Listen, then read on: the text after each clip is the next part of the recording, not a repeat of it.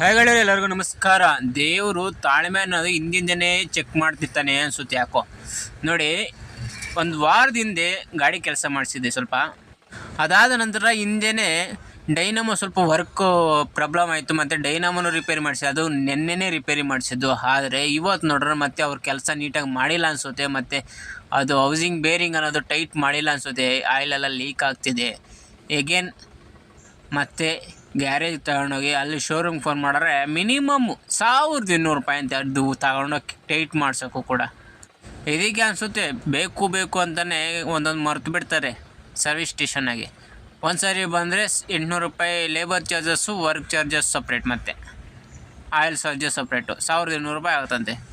ಏನಕ್ಕೆ ಬೇಕು ನಮಗೆ? ಅದಕ್ಕೆ ತಗೊಂಡೋಗಿ ಗ್ಯಾರೇಜಾಗಿ ಲೈಟಾಗಿ ಲೂಸ್ ಆಗಿತ್ತು, ಅದನ್ನು ಟೈಟ್ ಮಾಡಿಸಿ, ಬೇರಿಂಗ್ದು ನೆಟ್ ಬಲ್ಟು ಎಲ್ಲ ಟೈಟ್ ಮಾಡಿಸಿ, ಫಿಟ್ ಮಾಡಿಸಿ, ಮತ್ತೆ ರೆಡಿ ಮಾಡಿಸ್ಕೊಂಡೆ. ಒಟ್ಟಲ್ಲೇ ಇಲ್ಲಿ 1 ಲೀಟ್ರಷ್ಟು ಆಯಿಲ್ ಅನ್ನೋದು ಹೋಗಿತ್ತು. 1 ಲೀಟ್ರಷ್ಟು ಆಯಿಲ್ ಅನ್ನೋದು ಹೋಗಿತ್ತು. ಹಾಗಾಗಿ 1 ಲೀಟ್ರ್ ಆಯಿಲ್ ಸೆಲ್ ಪೆಟ್ರೋಲ್ ಬಂಕಲ್ಲಿ 10W30 ಅನ್ನೋ ಗೇಜ್ ಇರೋದು ಆಯಿಲ್ ಅನ್ನೋದು ತಗೊಂಡು 1 ಲೀಟ್ರ್ ಆಯಿಲ್ ಫಿಲಪ್ ಮಾಡ್ಕೊಂಡು ರೆಡಿ ಮಾಡ್ಕೊಂಡು ಗಾಡಿನ 10:30 ಗಾಡಿ ಅನ್ನೋದು ಸ್ಟಾರ್ಟ್ ಮಾಡ್ಕೊಂಡು ಡ್ಯೂಟಿ ಅನ್ನೋದು ಆನ್ ಮಾಡ್ಕೊಂಡೆ. ಒಟ್ಟಾರೆ ನೋಡಿ, ಈ ಥರ ಹಿಂದಿಂದನೇ ಕೆಲಸಗಳು ಬರ್ತಿದ್ರೆ ತುಂಬ ಬೇಜಾರಾಗ್ಬಿಡುತ್ತೆ ಮನ್ಸ್ಕನ್ನೋದು. ಏನೋ 100, 200, 300, 1000 ಒಳಗಡೆ ಹಿಂದಿಂದನೇ ಬಂದರೆ ಏನೋ ಇಟ್ಕೋಬೋದು ಅಂದ್ಕೊಳ್ಳಿ.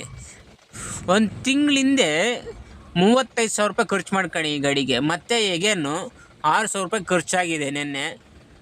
ಮತ್ತು ವಾರದಿಂದ ಒಂದು 5,000 ರೂಪಾಯಿ ಖರ್ಚು ಮಾಡ್ಕೊಳ್ಳಿ. ಮತ್ತು ಈಗ ಹೇಗೇನು ಒಂದು 1,900 ರೂಪಾಯಿ ಆಗಿದೆ. ಜಸ್ಟ್ 900 ರೂಪಾಯಿ ಆಗಿದೆ, 1,000 ರೂಪಾಯಿ ಆಗಿಲ್ಲ. ನೋಡಿ, ಈ ತಾಳ್ಮೆ ಎಲ್ಲ ನೀಟಾಗಿ ಅನುಸರಿಸ್ಕೊಂಡು ಹೋದರೆ ದೇವ್ರು ಅನ್ನೋದು ಸಕ್ಸಸ್ ಅನ್ನೋದು ಮುಂದೆ ಕೊಡ್ತಾನೆ ಅನಿಸುತ್ತೆ ಯಾಕೋ. ನೋಡಮ್ಮ, ಕೊಡ್ತಾನೆ.